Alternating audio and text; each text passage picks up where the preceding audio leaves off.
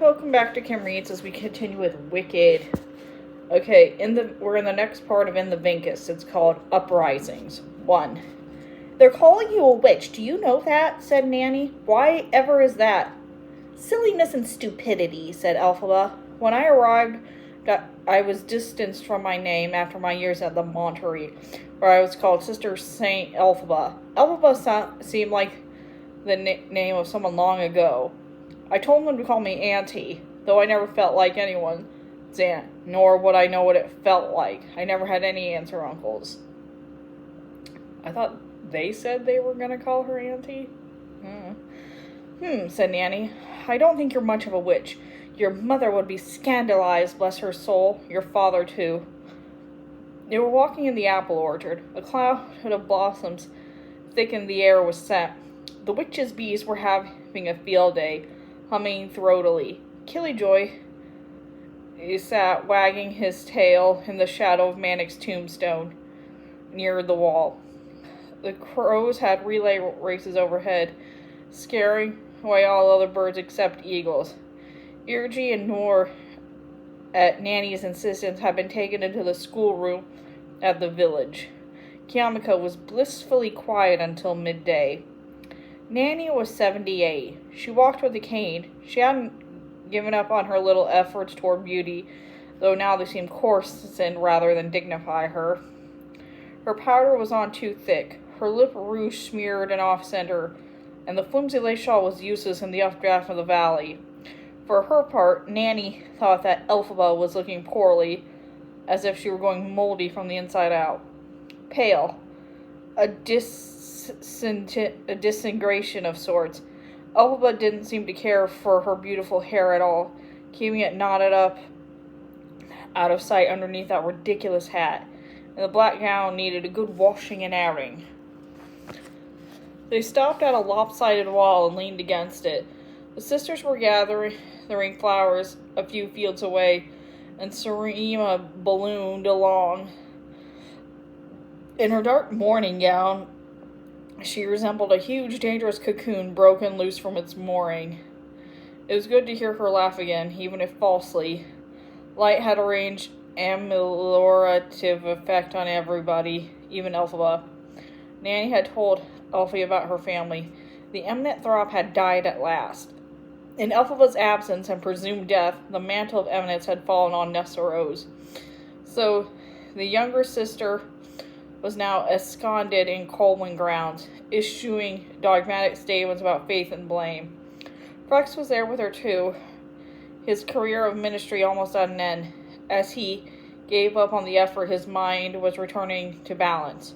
Shell, he came and went. Rumors abound that he was an agitator for Munchkinland's succession from Oz. He had grown up handsome and fine, in Nanny's biased opinion.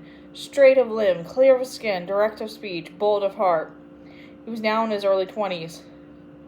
And what does Nessarose think of secession? Elphaba had asked. Her opinion about it will be important if she's the Eminent Thropp now. Nanny reported that Nessarose had grown to be far cleverer than anyone anticipated. She kept her cards close to her chest and issued vague statements about the revolutionary cause, statements that could be read several ways depending on the audience. Nanny assumed Nessarose intended to set up some sort of theocracy, incorporated into the governing laws of Munchkinland, had her own restrictive interpretation of unionism. Your sainted father, Frex himself, doesn't know if this would be a good or bad thing, and keeps silent on the matter. He's not much for politics. He prefers the mystical realm. There was, Nanny observed, even some local support for Nessarose's plans, but since Nessarose governed her remarks well, the wizard's armed forces gathered in the area and could find no excuse to arrest her. She's adept at this, Nanny admitted. She has taught her well. She stands on her own 2 feet now. The word of death sent chill down Elphie's spine. Was Nessarose even now responding to some sort of spell Madame Morrible had placed on her those foggy years ago in the parlor at Crage Hall? Was she in fact a pawn, an adept of the wizard or of Madame Morrible? Did she know why she did what she did? For that matter, was Elphaba herself merely a playing piece of a higher evil power? The recollection of Madame Morrible's proposal for careers, hers, Nessarose, and Galinda's, had come back to Elphie with a shocking following of the recovery from his situation near Downing last winter. When he finally came around to answer how he had come in the fish well, he could only say, "Those fish talked to me. She told me to come down." Elphie knew in her heart it was Manek, horrible, evil Manek, who had tortured the boy unmercifully and openly all winter. She didn't care that Manek died, even if Manek was the precious son of Fiyero. Any torture was fair game for javelin circles. But she had to pause, gulping at what Lear had to say next. He said, "The fish told me she was magic. She said that Fiyero was my father, and that Irgi and Manek and Nora are my brothers and sisters." "Goldfish don't talk, sweetheart," Serena said. "You're imagining things. You were down there too long, and your brain got waterlogged." Elphaba had yearned toward Lear, a strange, unhappy compulsion. Who was this boy that lived in her life? Oh, she knew more or less where he came from, but who he was, it seemed to make a difference. In the first time of her life, she had reached out and put her hand on his shoulder. He had twitched it off. He was not used to such a gesture, and she had it rebuffed. "Want to see my pet mouse, Lear?" said Nora, who had been warm to the boy during his convalescence. Lear always chose the company of his peers over the questionings by the grown-ups. It was impossible to pry further information out of him about his ordeal. He didn't see much change except that with Manek dead, Lear charged around Kiamago with greater zest and liberty.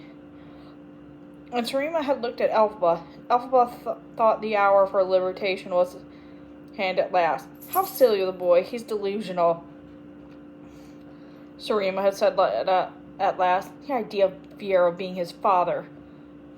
Fiyero didn't have an ounce of fat on his body, and look at the boy. Under the terms of her welcome, Elphaba could not prod Serena to change her mind, but she stared at her hostess, willing to accept the facts, but she wouldn't. "And whoever might the mother be?" said Serena blandly, touching the hem of her skirt softly. "It's preposterous beyond words."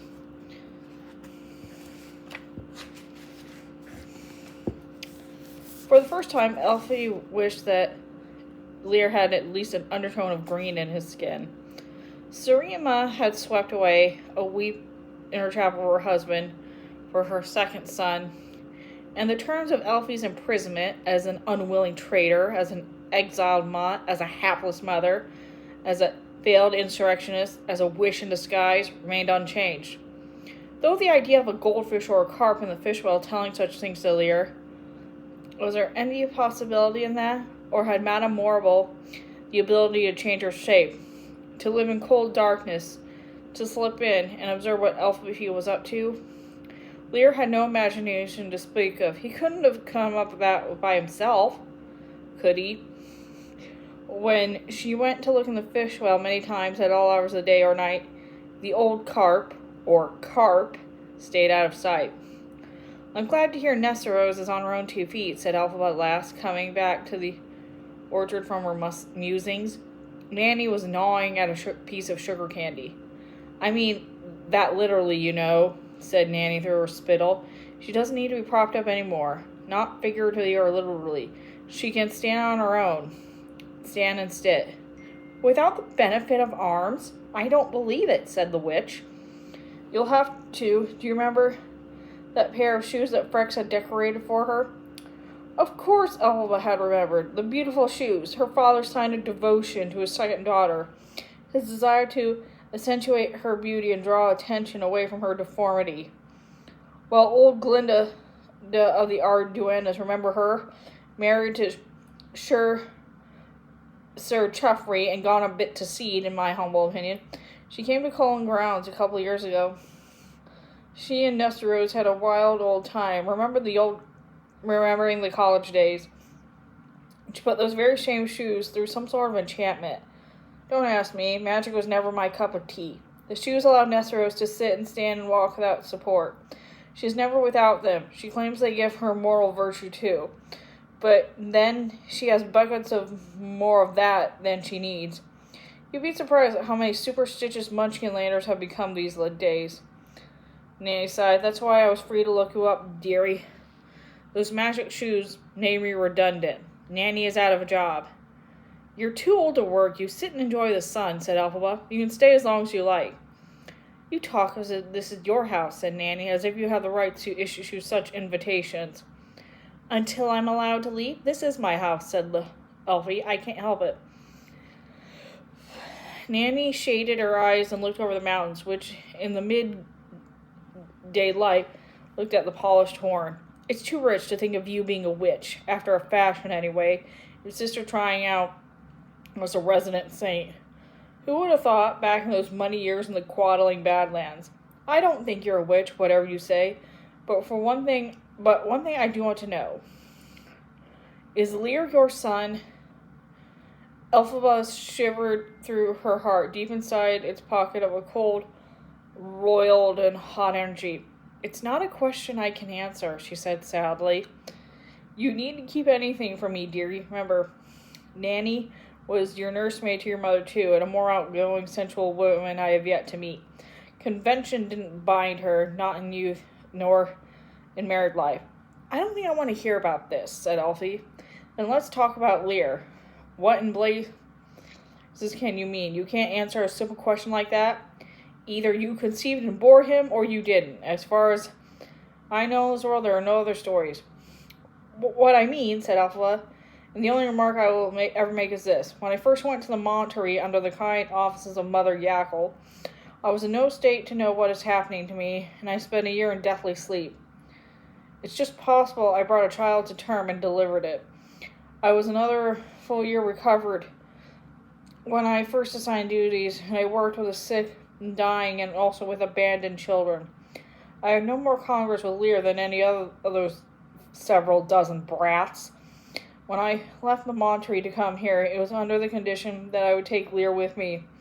I didn't question the instruction. One doesn't question the instruction of superiors. I have no motherly warmth toward the boy. She gulped, in case this was no longer true. And I don't feel as if I've ever gone through the experience of bearing a child, and I don't quite believe myself capable. Although I'm willing to concede that this may simply be ignorance and blindness. That's all there is to say about it. I'll say no more, and no more to you. Have you an obligation to be motherly to him, despite the mystery? The only other obligations I'm under are the ones I assigned to myself. And Nanny, that is that. You are too tart. The situation makes you unhappy. Do you think I came to raise yet another generation of Thropps? Forget it. Nancy is in her senility now, remember, and happily so. Elphaba couldn't help knowing that in the weeks that followed, Nanny began to tend to Lear's needs more lovingly than she did the needs of Nor and Urgie. Elphaba registered with shame, for she also saw how willingly Lear responded to Nanny's attention.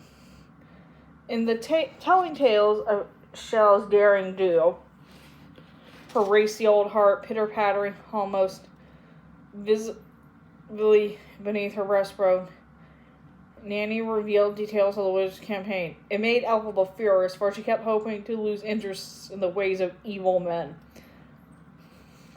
Nanny buzzed about the wizards being mounted a new kind of camp, and Emperor's Garden, a pretty euphemistic name. Munchkinlander children came from 4 to 10 were required to attend in month-long summer residences. The children were sworn to secrecy, a great game for them, no doubt.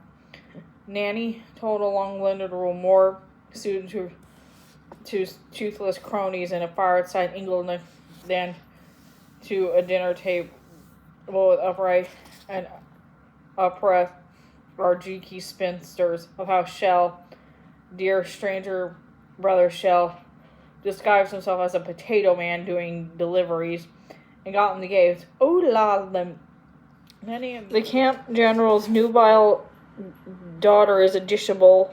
Shell's inventive alibis, his dalliances, his narrow escapes, almost being discovered at his liaisons by children. What a lark.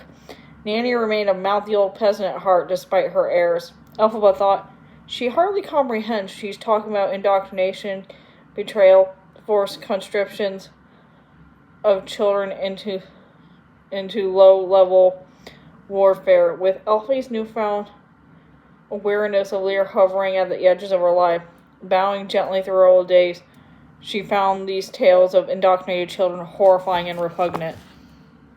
She went to the grimoire and hauled open its massive cover, leather ornamenting golden hasp pins, and tooled with silver leaf, and pored through the tome to find what makes people thirst for such authority and muscle. Is this the sheer nature of the beast within, the human animal inside the human being? She looked for a recipe for the overthrow of her regime. She found much on power and damage, but little on strategy. The grimoire described poisoning the lips of goblets, charming the steps of a staircase to buckle, agitating a monarch's favorite lapdog to make a feral bite in an unwelcome direction. It is suggested the nocturnal insertion through any convenient offense of a fiendish invention, a thread like a piano wire, part tapeworm and part burning fuse for a particularly painful demise. All of this seemed carnival sleight of hand to Elphaba. What was more interesting in her reading was a small drawing she had done next to the section called Evil Particulars. The drawing, done, if you would believe Galbatorima, in some world other than Ayers, was a clever sketch of a bold-faced woman fiend, written in angular, bronchiating scripts with elegant tapering serifs all around the illustration were the words, Yackle Sarling. Elphaba looked again. She saw a creature, part woman, part grassland jackal, its jaws open, its hand paw lifted to rip the heart out of a spider web. And the creature reminded her of old Mother Yackle from the Monterey. Conspiracy theories, as Sarima had said, seemed to bedevil her thinking. She turned the page.